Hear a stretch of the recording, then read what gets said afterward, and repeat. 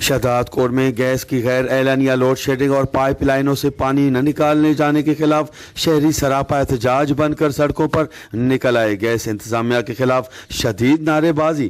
شہداد کوٹ میں مختلف علاقوں کے مکینوں نے گیس کی غیر اعلانیہ لوڈ شیڈنگ اور پائپ لائنوں سے پانی نہ نکالے جانے کے خلاف کوٹ موٹو چوک پر پہنچ کر گیس انتظامیہ کے خلاف احتجاجی مظاہرہ کر کے دھرنا دیا اور ٹائر نظر آتش کر کے ٹریفک بلاک کر دی۔ اس موقع پر مظاہرین محمد حیات تنیول، لیاقت علی بھٹی، الہداد خشک اور دیگر کا کہنا تھا کہ گیس انتظامیہ کی جانب سے شہر بھر میں گیس کی غیر اعلانیہ لوڈ شیڈنگ کی جا رہی ہے اور گیس پائپ لائنوں میں پانی بھر جانے کی وجہ سے گیس کے بجائے گندا پانی آ رہا ہے، لیکن انتظامیہ کی جانب سے کوئی اقدامات نہیں کیے گئے ہیں، جس کے باعث شہری شدید مشکلات کا شکار ہیں۔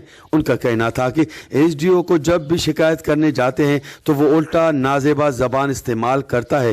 گیس نہ آنے کی وجہ سے بچے ناشتہ کیے بغیر اسکول جانے پر مجبور ہیں۔ انہوں نے مطالبہ کیا ہے کہ سوئی صدرنگ گیس شہداد کوٹ کے نائل اور بد اخلاق ایس ڈی او کو ہٹا کر پائپ لائنوں کی مرمت کرائی جائے اور شہریوں کو گیس کی فراہمی یقینی بنانے کے لیے سخت اقدامات کیے جائیں۔